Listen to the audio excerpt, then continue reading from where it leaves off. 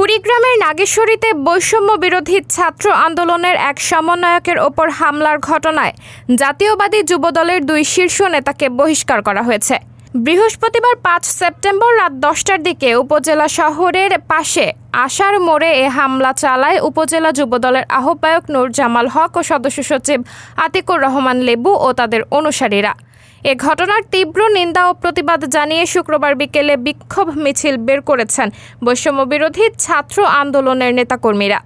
মিছিলটি Nageshwari DM academy বিদ্যালয় থেকে বের হয়ে নাগেশ্বরী কলেজ মোড়ে এসে শেষ হয়। এ সময় মানববন্ধন ও সমাবেশে বক্তারা অবিলম্বে হামলাকারীদের গ্রেপ্তার ও বিচার দাবি করেন। শুক্রবার বাংলাদেশ জাতীয়তাবাদী যুবদলের কেন্দ্রীয় দপ্তর সম্পাদক নুরুল ইসলাম সোহেল স্বাক্ষরিত এক সংবাদ বিজ্ঞপ্তিতে বলা হয়েছে, দলীয় শৃঙ্খলা পরিপন্থী কর্মকাণ্ডে জড়িত থাকার সুস্পষ্ট অভিযোগের ভিত্তিতে বাংলাদেশ জাতীয়তাবাদী যুবদল কুড়িগ্রাম জেলার নাগেশ্বরী উপজেলা শাখার আহ্বায়ক মোহাম্মদ নূর জামাল হক এবং সদস্য সচিব মোহাম্মদ আতিকুর রহমান লেবুকে দলের প্রাথমিক সদস্য পদ সহ সব পর্যায়ের পদ থেকে বহিষ্কার করা হয়েছে।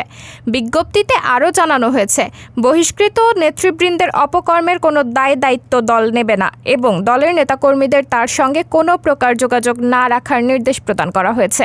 এ ঘটনায় নাগেশ্বরী থানায় বৃহস্পতিবার একটি অভিযোগ করা হয়েছে। সাবরিনা জলিল, সবার কথা।